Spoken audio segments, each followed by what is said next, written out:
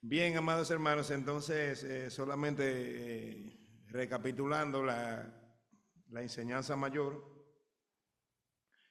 vamos a seguir rastreando y observando cómo va Asaf relatando su experiencia en la cual él sintió envidia de los pecadores, envidia de los impíos, envidia de los malvados. Eso como que en tiempos actuales usted y yo miremos la prosperidad de mucha gente en la sociedad, gente que no temen al Señor, y que nosotros digamos, ay, si yo fuera como Él, ay, si yo tuviera lo que Él tiene, pero la misma vida nos muestra grandes paradojas en ese sentido. ¿O acaso no es verdad que hemos visto incluso por la noticia, la información social, como mucha gente que aparentemente, humanamente y terrenalmente lo tenían todo, y sin embargo ellos acaban con su propia vida? Ellos mismos dicen, la vida no tiene sentido. Ellos mismos dicen, sigo sintiendo la necesidad de encontrar algo que apague o que sacie esa profunda sed que yo tengo. Ellos se lo inventan todo, pero nada lo sacia. Entonces eso es un gran mensaje. La saciedad o el agua viva que sacia la sed eterna del hombre está en Cristo. Recuerden a Cristo allá en el pozo de Jacob, donde él le dice a la samaritana, dame de beber, sea. Y ella dice, ¿cómo tú siendo judío o sea, te diriges a mí? Nosotros no estamos acostumbrados a tratarnos. Y el Señor le dice, yo tengo una agua que es un agua que sacia eternamente. Ese es el camino al Padre, Cristo. Entonces, que nunca se nos ocurra a nosotros sentir envidia, ni tampoco recibir en cierta manera asesoría o consejo de los esclavos. Recuerden que cuando el pueblo de Israel sale de la esclavitud, dice que muchos pueblos se mezcló con ellos. También muchos egipcios salieron con ellos. Si usted no sabía, en ese peregrinaje habían egipcios también, que estaban ahí caminando con ellos. Entonces, lo primero que secreteaban en Egipto, o sea, eran esta gente, ¿verdad?, que siempre estaba tratando de contradecir lo que Dios había determinado. Y a veces en nuestra desesperación, en nuestro diario vivir, quizás podemos vernos tentados. Déjame hablar con fulano, con fulana, para que ese fulano o esa fulana me diga cómo yo debo hacer algunas cosas, porque yo veo que a él o a ella le va bien en tal o cual cosa, pero no es un creyente. Quizás de manera sutil te va a decir, mira, tienes que hacer esto, lo otro, entonces ahí vienen los problemas. De hecho, yo siempre les recomiendo a las personas, en el caso de que tengan que buscar incluso ayuda psicológica, procura que tu psicólogo sea cristiano, porque a veces puede ser que vamos a un psicólogo por un consejo, tengo un problema, y el psicólogo puede ser que concluya que para que usted mejore su vida, usted abandone el camino de la fe. Y a veces hay controversias en nosotros y la ley de Dios, pero que eso tiene que pasar cuando la ley de Dios nos corrige. Y usted va y le dice a un terapeuta, lo que pasa es que yo siento, pero que usted está pendiente a un libro demasiado antiguo. Usted está pendiente a un libro que ya no se le puede usar para los tiempos de ahora, ¿verdad? Entonces una persona que a pesar de que ha estudiado según la carne, es una persona que no conoce a Dios. Y eso es peligroso también, ¿verdad? Pero volviendo aquí, hay una burla directa de algunos hombres y mujeres en la sociedad contemporánea, una burla directa a la soberanía de Dios, a la sabiduría de Dios. Y es verdad que Dios sabe. ¿Y cómo es eso? Que tú dices que vas a la iglesia a buscar el consejo de Dios. ¿Cómo es que Dios te aconseja? Te dicen ellos. ¿Cómo es que Él lo hace? Pero ellos desconocen el poder sobrenatural de la palabra de Dios.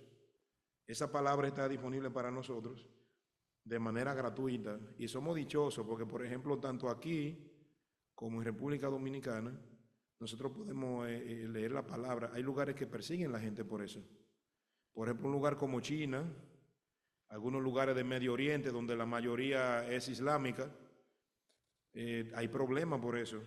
Incluso yo tuve la oportunidad de ver un testimonio de un pastor que él dice cómo él fue, creo que fue Magdalena que me compartió eso una vez, uno que fue a China a capacitar a otros pastores. Y él decía que cuando él empezó a leer la Biblia, toda la congregación recitó la Biblia sin tenerla en la mano. No tenían Biblia, pero se la sabían. Y él dice, ¿cómo? El pastor dijo, ¿cómo ustedes hacen eso? O sea, ¿cómo que logran? Entonces, la mayoría de ellos le dicen, nosotros aprendemos la Biblia en la prisión, nos la aprendemos en la prisión. Cuando lo meten preso por el Evangelio, a veces la familia va a visitarlo y la familia escondía pedacitos de la Biblia o papelitos con versículos y se lo pasaban.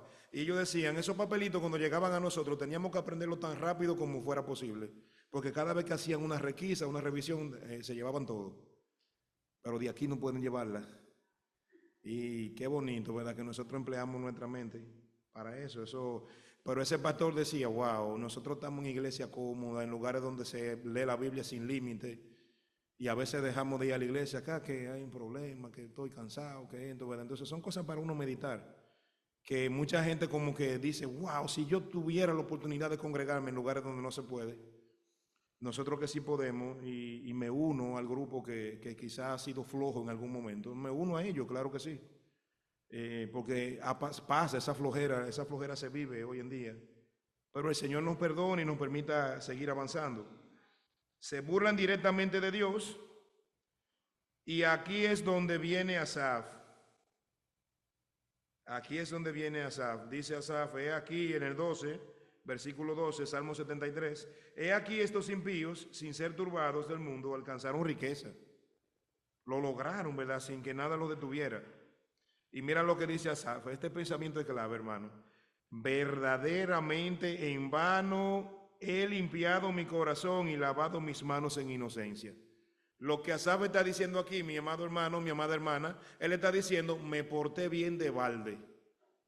No conseguí nada. Fielmente asistí al santuario, fielmente invoqué el nombre de Dios, fielmente aprendí la ley, fielmente abandoné tantas cosas que pude haber tenido y lo hice en vano. Mira cómo están esa gente. Yo sigo sintiendo envidia de ellos porque parece ser que ellos están en el lado correcto del propósito de la vida.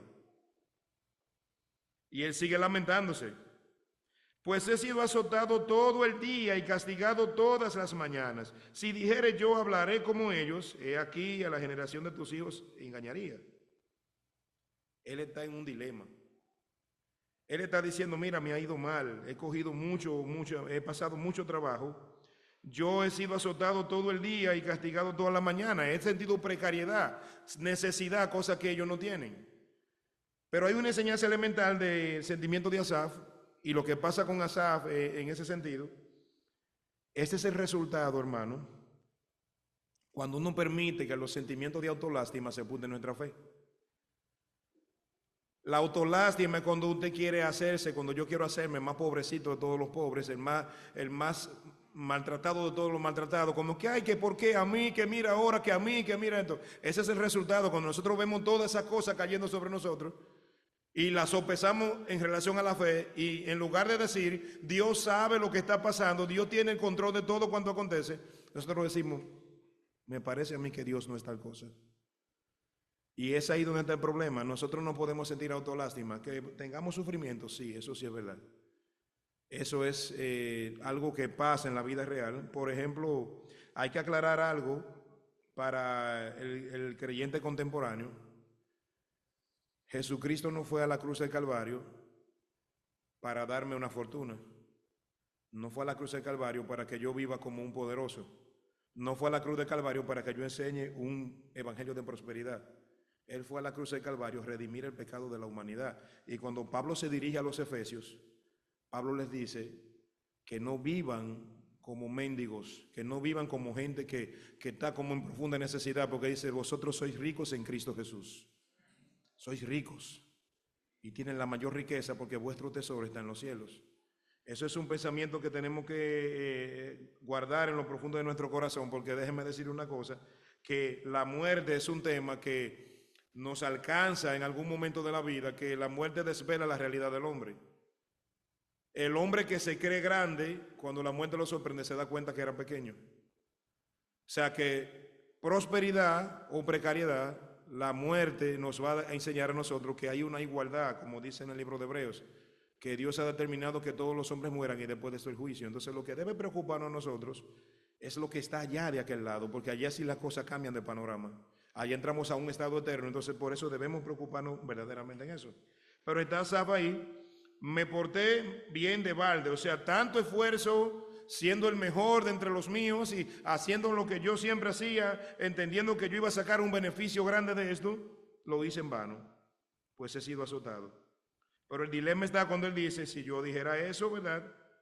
En el 15, si dijera yo, hablaré como ellos o me comportaré como ellos, pensaré como ellos, a la generación de tus hijos engañaría. Dice, estaría yo engañando a la generación de tus hijos, a la generación de los que te siguen. Y recuerden que en el versículo 1 y en el versículo 2 él comienza a hablar de que casi se deslizaron sus pies. ¿Se dan cuenta cómo Asaf iba ahí rumbo a ese camino de la negación? Un hombre dedicado a la palabra de Dios y que ahora diga, ya yo no estoy por creer en eso porque yo he visto que lo que no lo hacen le va mejor. Entonces, mire el capítulo 10, el versículo 16. Cuando pensé para saber esto, fue duro trabajo para mí. No entiendo, yo no entiendo eso. Cuando yo pensé, analizando, yo decía, pero es que yo sigo teniendo fe. Yo sigo amando al Señor, pero hay cosas que yo no entiendo. Entonces, cuando yo pienso en eso, son cosas trabajosas para mí, porque yo sigo sin entender.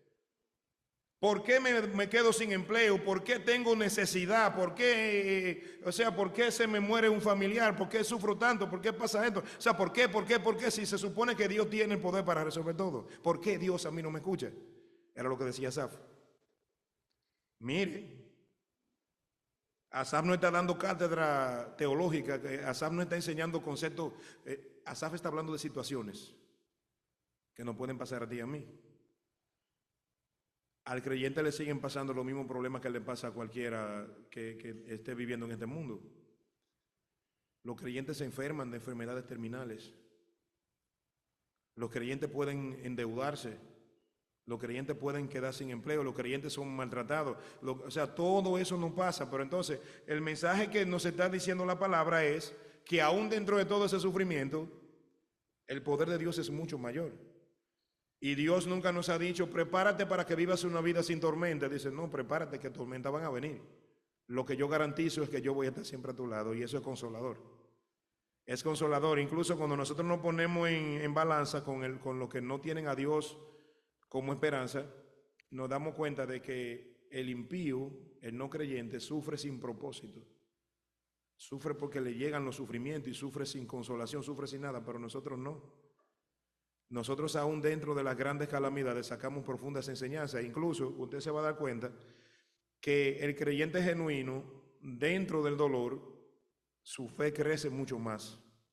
Es como una manera de que en la debilidad de la carne puede uno contemplar muchísimo mejor la grandeza de Dios, porque nos damos cuenta que este cuerpo que nosotros a veces creemos que es el que nos sostiene, este cuerpo no da para nada, el que nos sostiene Dios. Nos damos cuenta de eso. Yo no sé si le ha pasado a usted que ha salido usted a visitar a un enfermo, a un hermano enfermo, y usted va a darle ánimo y el que sale animado es usted. Usted va, ay, el hermano te dice, mi hermano, siga firme, que fuera de Dios no hay nada. Te lo dicen desde ahí acostado. Y eso es algo que pude contemplar muy cerca de mí con mi papá. El papá mío estando en gravedad, su preocupación era esa. Incluso yo recuerdo que yo estaba un muchachoncito y él me dijo a mí, te va a quedar solo. Te va a quedar solo porque aquí estábamos tú y yo y en la casa loca de mujeres siempre. Estaba mi mamá y mis dos hermanas, las abuelas, ¿verdad? Uno siempre tiene mujeres. La casa mía era tan femenina que si había ratones y decían, traigan un gato para que se coman los ratones, los regalaban por macho y finalmente salía hembra. Entonces, mire ahora, yo tengo las dos niñas y viene otra hembra de camino y está Juana ahí, la mujer. Entonces, vaya usted a saber que el hombre de casa ha salido por tiempo prolongado. Están ahí así, esperando, ¿no? ¿Verdad? Bueno, y ya usted sabe. Pero en definitiva, el que cree en el Señor, aún dentro del profundo dolor, glorifica el nombre de Dios, así como Job también lo hizo. Y él viene diciendo, esto es cosa difícil para mí, yo no entiendo este asunto. Versículo 17, hermano, ese versículo ya comienza a ponerle como la tapa o la corona a la reflexión de Asaf, a la gran reflexión. Mira lo que hace Asaf. Tú sabes que Asaf nunca dejó de trabajar, o sea, nunca dejó de presentarse al santuario. Nunca dejó de servir, ¿verdad? Posiblemente estamos sirviendo en esta mañana. pero tenemos grandes dudas y grandes dificultades. Probablemente puede pasar. Una cosa no va con la otra. Nosotros seguimos viniendo, seguimos haciendo lo que siempre hacemos, pero probablemente vamos con cargas, vamos con cosas que nos generan dificultad. Entonces, ahí dice, mira, yo sigo sin entender ese tema de los impíos que prosperan, yo sigo sin entender el tema del creyente que sufre, yo sigo sin entender ninguna de esas cosas. Y dice que fue difícil para él entender, pero el 17 dice, hasta que entrando en el santuario de Dios, comprendí el fin de ellos, gloria al nombre de Dios. Ciertamente los has puesto en deslizaderos, en asolamiento los harás caer. Entró al santuario el hombre, entró al santuario. Yo vengo con grandes dificultades a la casa de Dios, con grandes dudas, con la fe un tanto apagada, y cuando me toca hablar del Señor, Dios viene y me exhorta a mi mente, a mi corazón con su propia palabra, y ahí nos dice, entendí,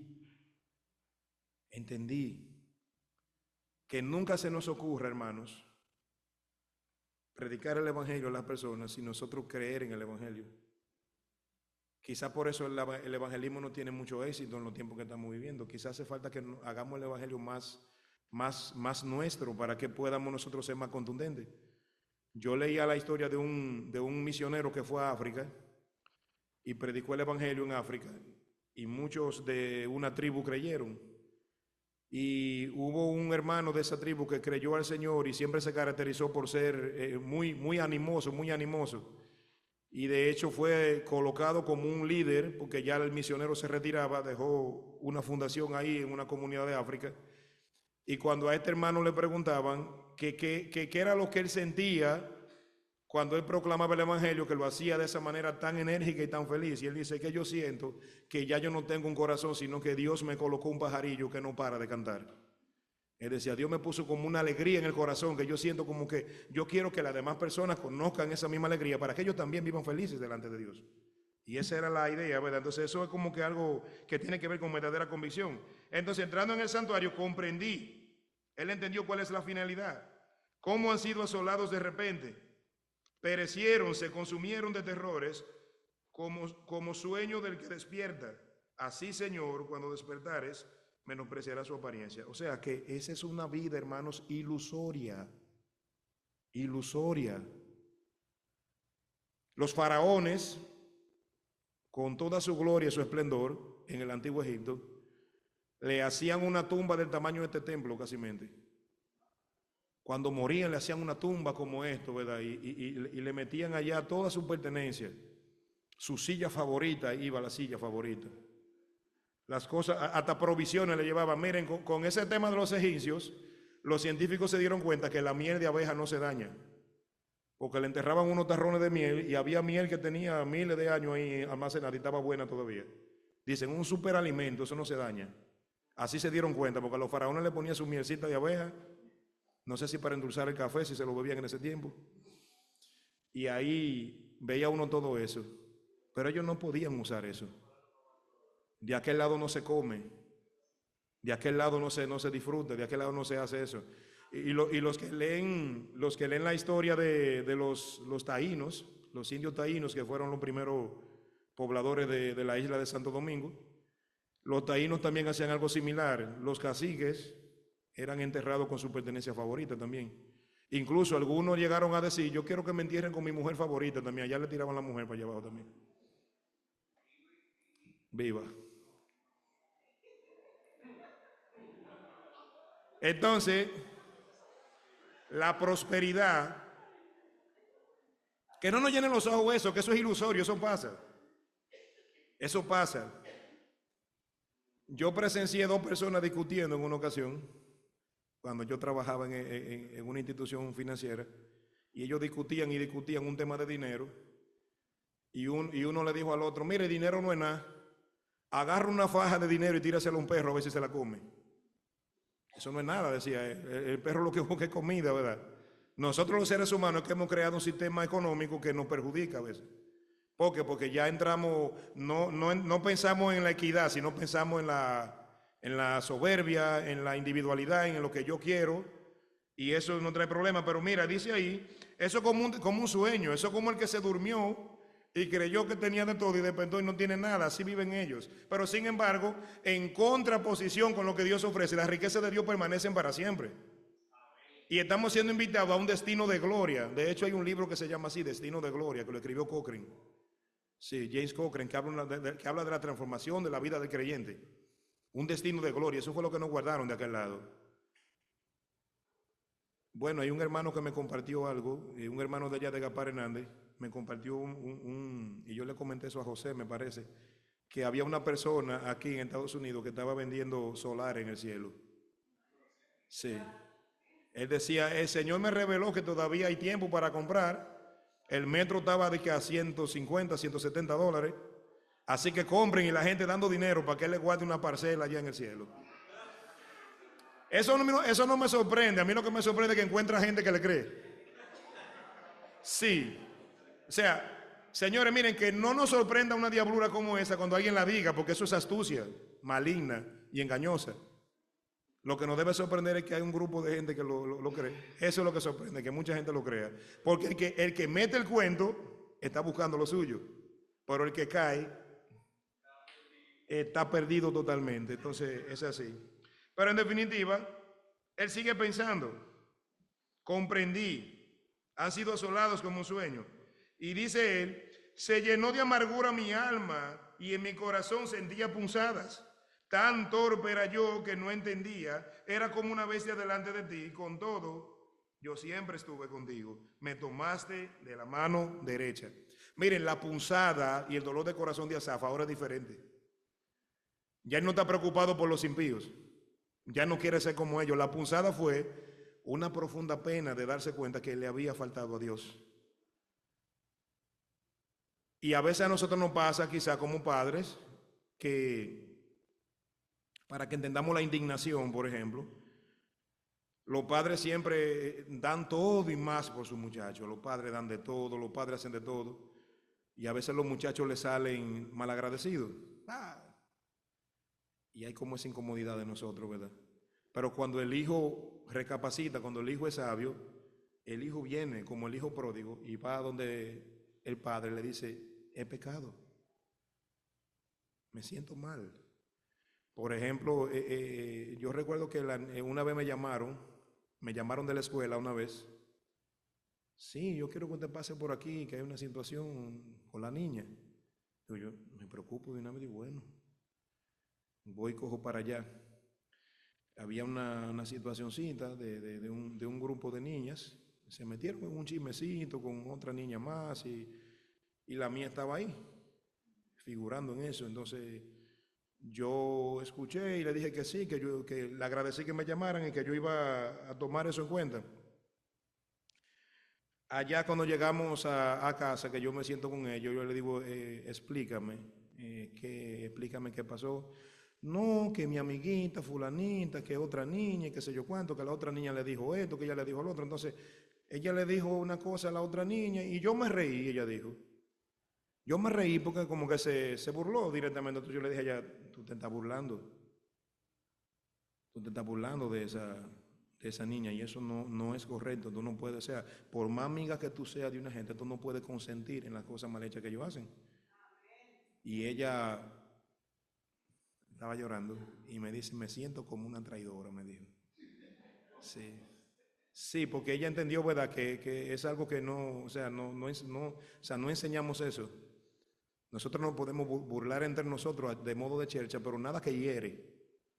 A veces yo le pongo un nombre a ella me manda un audio, me dice, hola, enanito mío, ella me dice que yo soy un enanito, y qué sé yo cuánto, y eso, pero nada que hiere, nunca te rías de nadie, nunca haga cosas como esa, porque nosotros debemos respetar a la persona, se siente como una traidora, dijo ella, pero está bien eso, que uno se sienta mal cuando uno sabe que ha fallado, porque cuando no nos sentimos mal, y fallamos y no nos sentimos mal, y en lugar de una indignación, lo que tenemos es una excusa o una justificación, ya el corazón se ha engrosado, se le ha crecido una capa encima de otra, y ya no hay habilidad de decir sí fallé.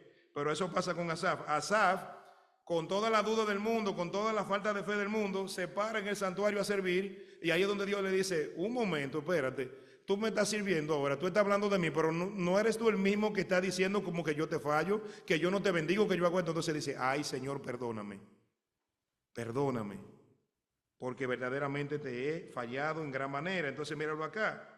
Él dice que sintió punzadas, se llenó de amargura, pero es una amargura pertinente, es una amargura apropiada. Es un quebrantamiento. Yo no sé si usted ha sabido lo que un quebrantamiento es. Un quebrantamiento es cuando uno reconoce que uno no va bien y que uno necesita ser quebrantado y vuelto a edificar por el alfarero, que es Dios, el que construye la vasija de manera correcta. Entonces, él sigue diciendo que se llena de amargura y mira lo que dice. Yo era tan torpe como una bestia, o sea, yo no entendía realmente lo que estaba pasando. Yo sigo en mi necedad diciendo que Dios me ha abandonado cuando realmente no fue así. Mira lo que él dice, con todo yo siempre estuve contigo, tú me tomaste de la mano derecha. A veces los niños pequeños van por ahí rumbo al peligro y los papás lo agarran, y lo devuelven y lo van guiando y el papá y la mamá desarrollan un sexto sentido. Ya uno está haciendo lo que hace, pero como con una parte allá. Y cuando uno se da cuenta de un pronto no va corriendo, uno no sabe ni cómo. Yo veo muchos videos divertidos de padres que salvaron a sus hijos de situaciones. Y tú ves que los padres, yo no sé cómo da un brinco de aquí a allá. Una gente que nunca ha sido atleta, da un brinco de aquí a allá ni sabe cómo. La adrenalina lo impulsa y salva a su muchacho. Un muchacho que se iba a romper la cabeza. Y yo digo que el trabajo de ellos es matarse, el trabajo de nosotros es mantenerlo con vida. Es un poco difícil eso, pero son etapas. Entonces, yo siento envidia, pero no de la de Asaf. Yo siento envidia de la buena, ¿verdad? De la gente que ya crió, que tiene sus hijos, ¿verdad? Pero son etapas que hay que vivir. Yo estoy disfrutando mis etapas. Pero ya tener tus hijos grandes, ¿verdad? Que ya tú no tienes que ir a ver todo lo que ellos están haciendo, ¿verdad? Es una gran bendición. Así que el Señor bendiga a las familias en la iglesia y le permita seguir creciendo en su temor. Entonces mira aquí él sigue, era como bestia. Yo a pesar de que andaba perdido totalmente, en mi mente yo siempre estuve contigo, tú me guiaste de la mano, ahí está la misericordia de Dios. Por eso podemos establecer en esta mañana que nosotros somos salvos por la gracia y la misericordia de Dios. Y aun cuando nosotros hemos estado fallando, Dios está como siempre pendiente de nosotros. Y en un momento nos vamos a dar cuenta. En un momento nos vamos a dar cuenta de esa parte. Sigue diciendo, me tomaste de la mano derecha, me has guiado según tu consejo, o sea, tú me diste tu sabiduría, a pesar de que a veces lo olvidamos, pero Dios ha dado su sabiduría y después me recibirás en gloria. Dios nos está encaminando a la patria celestial. Lo que estamos viviendo hoy en día es un peregrinaje, estamos en esta tierra, ¿verdad? Viendo el acontecer, dando de vuelta para aquí, vuelta para allá, pero el destino final de nosotros no es acá. Vamos rumbo a la presencia del Señor. Y luego se hace una pregunta, mira la pregunta que se hace. Ahora él se hace una cuestionante a sí mismo, versículo 25, pero es una pregunta como no de duda, sino de convicción. Él dice, ¿a quién tengo yo en los cielos sino a ti? O sea, ¿qué otra cosa espero yo que yo tengo? ¿Qué otra cosa puedo yo desear en esta tierra? ¿Cuál es esa cosa que llama en gran medida mi atención? Sino tú. Y dice el 26, y fuera de ti nada deseo en la tierra. Mi carne y mi corazón desfallecen, mas la roca de mi corazón y mi porción es Dios para siempre. Mira cómo hace Asaf. Ahora Asaf dice, yo quizá tenga más dificultades que mucha gente que no te honra. Yo quizás humanamente vivo en más precariedad que mucha gente que no te honra, pero yo no deseo otra cosa. Mi cuerpo y mi carne puede seguir desfalleciendo, pero mi porción eres tú, Dios, para siempre. Mi porción eres tú, Dios, para siempre. Yo no quiero otra cosa. Yo no quiero el gozo que perece, yo no quiero el gozo que termina. Debemos anhelar el gozo eterno que solamente Dios da. 27, porque aquí los que se alejan de ti perecerán. Tú destruirás todo aquel que de ti se aparta, pero en cuanto a mí, en cuanto a nosotros en esta mañana, el acercarnos a Dios es el bien. Hacemos bien en acercarnos a Dios. Y dice, he puesto en Jehová, pongamos en Jehová el Señor nuestra esperanza para contar todas sus obras. Amados hermanos, la idea en síntesis es esta. Yo no sé si si nos hemos visto como Asaf en un tiempo, recientemente, actualmente, pero lo único que el creyente anhela y tiene seguro es lo que Dios da. Y muchas veces es increíble cómo Dios testifica de manera tan clara en nuestra vida. Muchas veces en ese momento de precariedad, en ese momento de dificultad, probablemente la cosa no se solucionó como esperábamos, pero justamente como en el momento que nosotros pensamos que no tenemos esperanza y que no hemos portado bien de balde, ahí aparece Dios y nos muestra que Él es nuestra verdadera heredad. El Señor les bendiga mucho. Te damos gracias, Señor, en esta mañana. Gracias por tu palabra en medio nuestro. Gracias, Señor, por la esperanza que solo tenemos en Cristo Jesús, Señor nuestro, a quien honramos en esta mañana por impulso de tu Santo Espíritu, a quien exaltamos, porque solamente Él lo merece. Señor, ayúdanos a contemplarnos delante de tu presencia y a entender que fuera de ti no debemos desear nada más. Ayúdanos a entender que lo que tenemos en esta tierra pasa a otro plano cuando lo comparamos con lo que tenemos de ti, Señor, y aún las cosas que tenemos vienen a nuestra mano porque tú lo permites, Señor. Tú gobiernas todo. Tuyo es el mundo físico, tuyo es el mundo espiritual. Ayúdanos a entender que tú estás sobre todo de todas esas cosas y ayúdanos a entender también, Señor, que tú tienes un propósito y una voluntad que aunque pudiera ser desconocido para nosotros en muchas partes, pero es algo que debe causarnos paz y tranquilidad, porque sabemos, Señor, que a tus pies y en tus manos todo está seguro. Bendícenos en gran manera en esta mañana, Señor, y permite, Señor, que nosotros reanimemos y reavivemos ese sentir de que tú eres nuestra heredad por los siglos de los siglos. En el nombre de Jesús, amén. Señor les bendiga.